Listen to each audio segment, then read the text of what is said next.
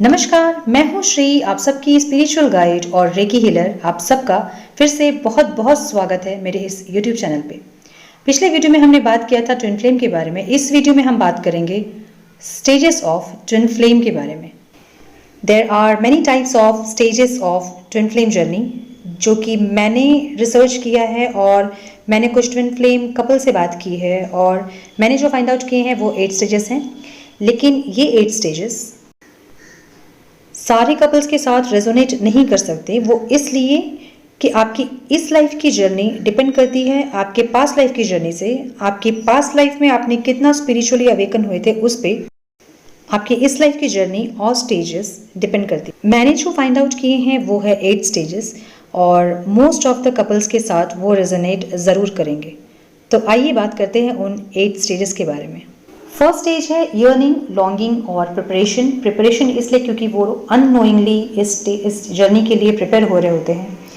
तो इस स्टेज में ट्विन फ्लेम एज यूजुअल अपनी दुनिया में मस्त रहते हैं और अपनी लाइफ को जी रहे होते हैं, बट हमेशा उन्हें किसी का इंतज़ार होता है।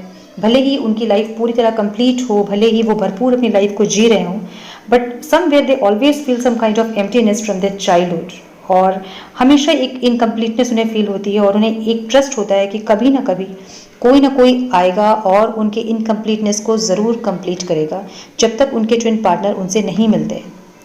तो ये एक ऐसा फेज़ है जहाँ ट्विन फ्लेम एक इनकम्प्लीटनेस, एक एम्प्टीनेस के साथ अपने पार्टनर का इंतज़ार कर रहे होते हैं और अपनी जर्नी के लिए प्रिपेयर हो रहे होते हैं अननोइंगली। सेकेंड स्टेज है क्रिस क्रॉस और ग्लिम्सिंग द वन।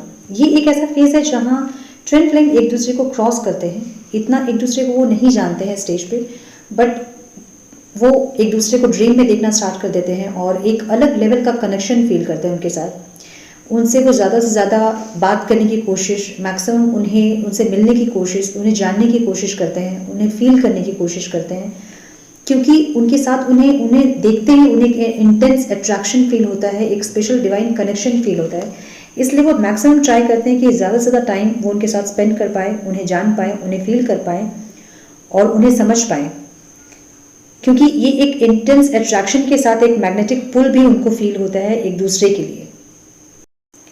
और थर्ड स्टेज है falling in love and the awakening. इस स्टेज में ट्विन फ्लेम एक दूसरे के प्यार में होते हैं जो बहुत ज़्यादा डीप होता है और जैसे जैसे वो अपने पार्टनर को जानने लगते हैं, they will fall more and more deeply in love with them. वो इतना ज़्यादा एक दूसरे के लिए कनेक्शन, इतना ज़्यादा डीप कनेक्शन फील करने लगते हैं, इतना ज़्यादा इंटेंस अट्रैक्शन उनको फील होता है, एक मैग्नेटिक पुल फील होता है कि वो भागने की कोशिश करते हैं इस रिलेशन से, क्योंकि पहले कभी भी इस तरह का डीप कनेक्शन उन्होंने कभी किसी के साथ फील नहीं किया होता है। बट इवेंचुअली आप ये रियलिटी एक्सेप्ट करने लगते हो कि you are deeply and madly love with them. वो एक दूसरे के प्यार में हैं और बहुत डीप कनेक्शन में। अब आप रियलाइज़ करने लगोगे कि अब तक की आपकी जो भी रिलेशन थे टिल डेट, वो एक्चुअली प्यार नहीं था। ये उन्हें एक पवित्र और डिवाइन लव फील होगा और आप उनसे दूर नहीं रह पाओगे। जब भी आप उनसे दूर होगे आपको एंजाइटी होगी, आपको इंटॉक्सिकेटेड फील होगा और आपके हार्ट चक्र में एक हेवीनेस फील होगी। तो वो हमेशा चाहते हैं वो एक दूसरे के साथ रहें, पास रहें और एक दूसरे को बात करके हील कर पाएँ, जो वो एक दूसरे को बात करके हील करते भी हैं। यहाँ से कहीं ना कहीं उनकी स्पिरिचुअल अवेकनिंग स्टार्ट हो जाती है एकदम से, और क्योंकि वो एकदम से डिवाइन लव फील करने लगते हैं एक दूसरे के लिए और कहीं ना कहीं ग्रैटिट्यूड फील करने लगते हैं इस कनेक्शन के लिए और कहीं ना कहीं एक कनेक्टिविटी फील करते हैं खुद से डिवाइन के साथ। ये एक तरह से हनीमून फेज होता है ट्विन फ्लेम का, जहाँ दोनों बहुत ज़्यादा कनेक्टेड, डीपली कनेक्टेड फील करते हैं दूर होने के बावजूद भी। लेकिन जस्ट इसके बाद स्टार्ट हो जाता है फोर्थ स्टेज, जो है कन्फ्लिक्ट्स, फाइट्स एंड पर्जिंग। इस स्टेज में ट्विन फ्लेम के बीच fights, arguments, differences in opinion, ego clashes, attitude, anger, ये सब आ जाते हैं। छोटी छोटी बातों पे दोनों ट्विन लड़ने लगते हैं, बट स्टार्टिंग फाइट्स और कॉन्फ्लिक्ट्स ऐसे होते हैं कि जब दोनों सॉरी बोलकर सॉर्ट आउट करना चाहते हैं, बट जैसे जैसे दिन पास होते जाते हैं उनके आर्ग्यूमेंट्स, उनके फाइट्स और भी ज़्यादा डिजास्टर्स होते जाते हैं, जहाँ उनको समझ में ही नहीं आता है कि नहीं चाहते हुए भी कैसे वो एक दूसरे से लड़ने लगते हैं। वो चाहते हैं कि वो एक दूसरे को समझे और चीज़ों को सुलझाएं, बट चीज़ें और भी ज़्यादा कॉम्प्लिकेटेड होती जाती हैं क्योंकि दोनों एक दूसरे को मिरर करते हैं। दोनों एक ही सोल के दो पार्ट हैं, इसलिए दोनों एक दूसरे को मिरर करते हैं, ट्रिगर करते हैं। वो इसलिए ताकि उनके सारे नेगेटिविटीज़ उनके सरफेस पे आए और वो उनको हील कर पाए। हमेशा मिरर करते हैं इसलिए एक अगर इमोशनल रिप्रेस्ड होंगे तो दूसरा इमोशनल एक्सप्लोसिव होंगे। इसी तरह से कुछ और भी पैटर्न होंगे। एक डायनेमिक शिफ्ट होती है जो अनकंडीशनल लव से इमोशनल पर्जिंग में कन्वर्ट हो जाती है। फाइट्स, आर्ग्यूमेंट्स, कॉन्फ्लिक्ट्स इतने ज़्यादा बढ़ जाते हैं कि दोनों साथ नहीं रह पाते हैं। इसके बाद इतना ज़्यादा फाइट्स और कॉन्फ्लिक्ट्स इतना ज़्यादा बढ़ जाता है इन दोनों के बीच कि ये दोनों चाहते हुए भी एक दूसरे के साथ नहीं रह पाते हैं। और यहाँ से शुरू होती है इनकी रनर और चेजर वाली स्टेज, जो है ऑन ऑफ सिचुएशन। इस स्टेज में एक ट्विन भाग रहा होता है जो रनर होता है, और दूसरा ट्विन उसको चेज कर रहा होता है। रनर इसलिए भाग रहे होते हैं बिकॉज वो इतना इंटेंस लव, इतना इंटेंस अट्रैक्शन से डरने लगते हैं। उनको एक एंजाइटी होने लगती है कि वो क्यों इतना ज़्यादा किसी के लिए फील कर रहे हैं।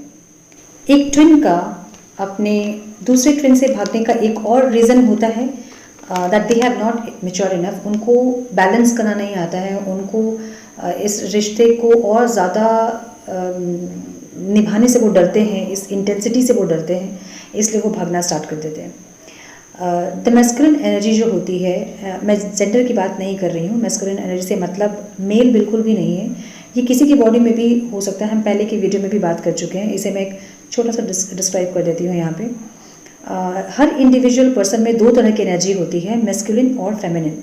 जिसकी बॉडी में जो एनर्जी ज़्यादा एक्टिव होती है वो उसको रिप्रेजेंट कर रहा होता है। तो मैस्कुलिन एनर्जी जो होती है वो हमेशा रनर की energy, most of the time वो रनर की एनर्जी में होती है, क्योंकि वो इतने फेमिलियर नहीं होते हैं इस तरह की इंटेंसिटी और पावरफुल फीलिंग से, इमोशन से। तो उनको ऐसा फील होने लगता है कि उनका सब कुछ दांव पे लग जाएगा और वो खुद को खो देंगे इस रिलेशन में, तो वो भागना स्टार्ट कर देते हैं। दूसरी तरफ फेमिनिन एनर्जी जो होती है, again I am not talking about gender, this is not gender specific. किसी की बॉडी में भी दोनों एनर्जी हो सकती है, फेमिनिन और मैस्कुलिन एनर्जी। फेमिनिन एनर्जी जो होती है most of the time female में देखी जाती है, most of the time, but ये ज़रूरी नहीं है कि वो फीमेल में ही फेमिनिन एनर्जी हो। वो हमेशा रनर को चेस करती है, उसके पीछे भागती है, ये सोच के कि कुछ बेटरमेंट लाया जा सके, कुछ एक दूसरे को बात करके हील कर सके, बट रनर हमेशा उससे भाग रहा होता है।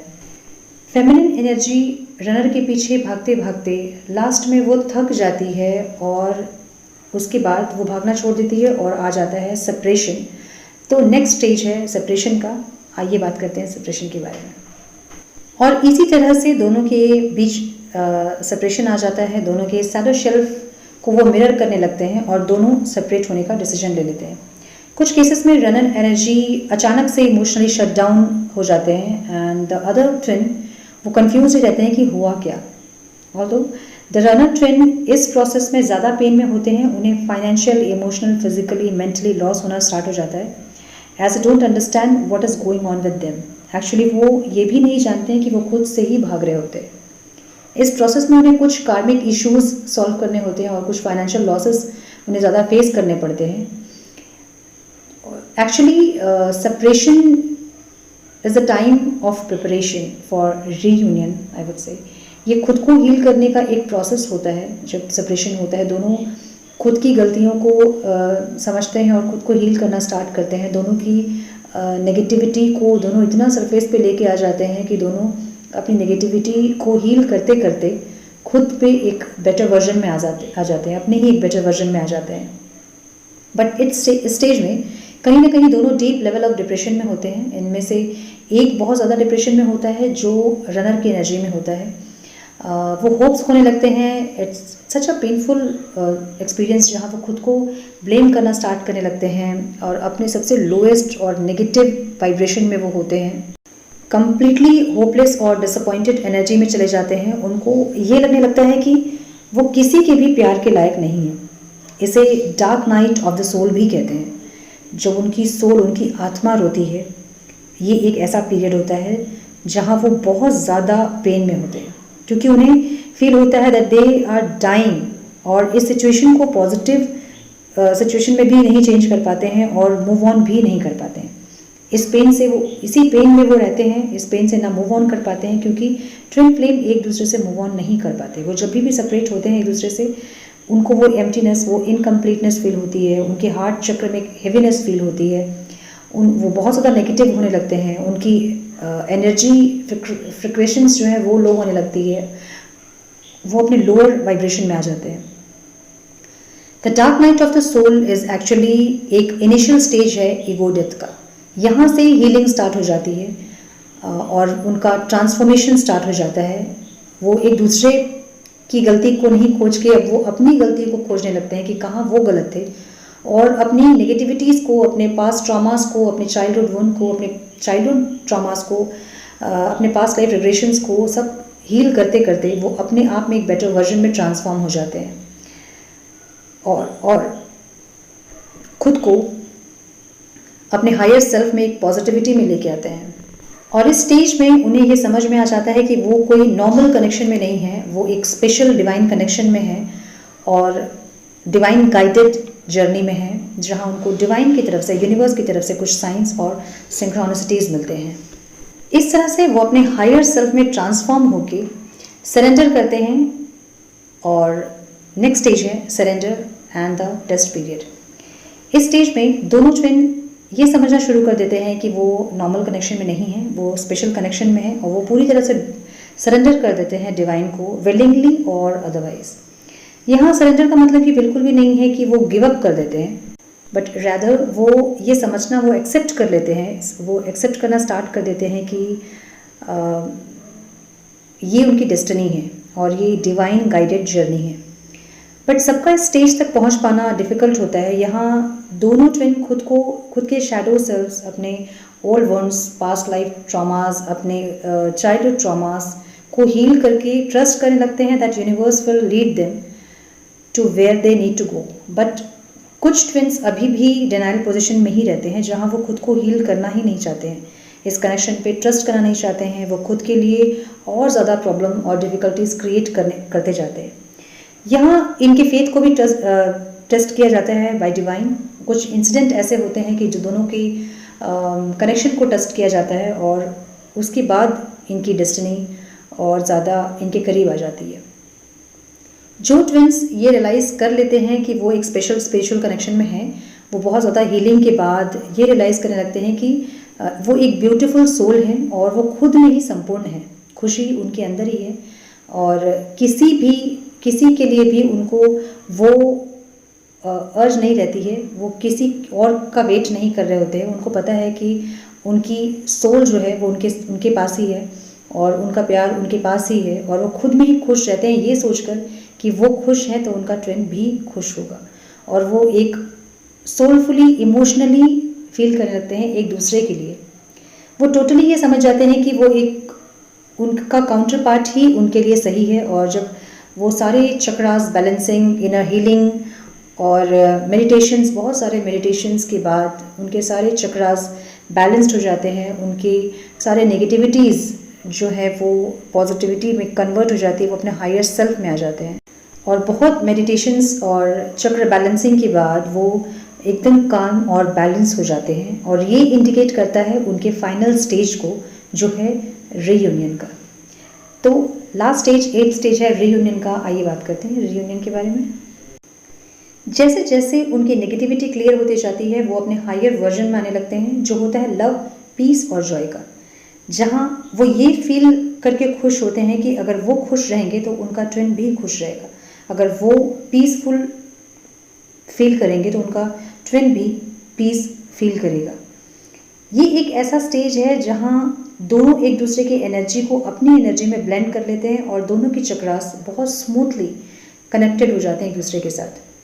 ये लास्ट स्टेज होता है ट्विन फ्लेम जर्नी का, जहाँ फिजिकली रीयूनियन होता है ट्विन फ्लेम का to fulfil their higher spiritual purpose together. दोनों रीयूनाइट होते अपने हायर सेल्फ में peace, love, acceptance, understanding, joy, feeling of completeness के साथ, जो सिर्फ उनको एक दूसरे के साथ ही मिलता है।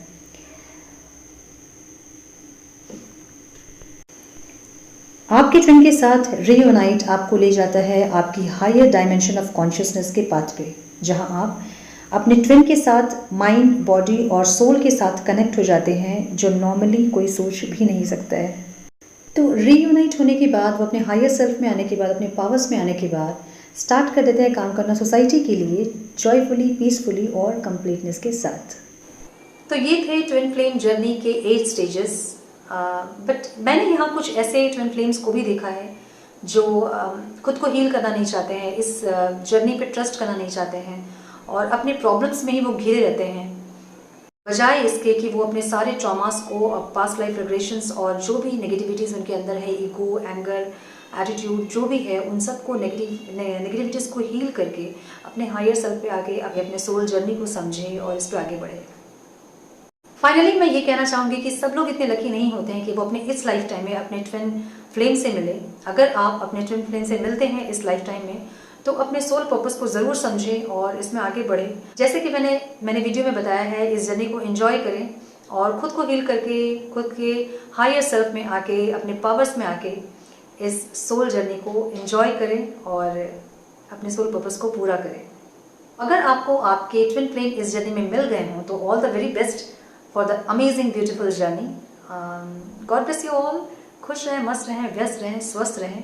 आगे के वीडियो में हम जानेंगे सोलमेट और कार्मिक रिलेशनशिप क्या होते हैं। तब तक के लिए thank you so much. Bye, take care all, ख्याल रखें अपना।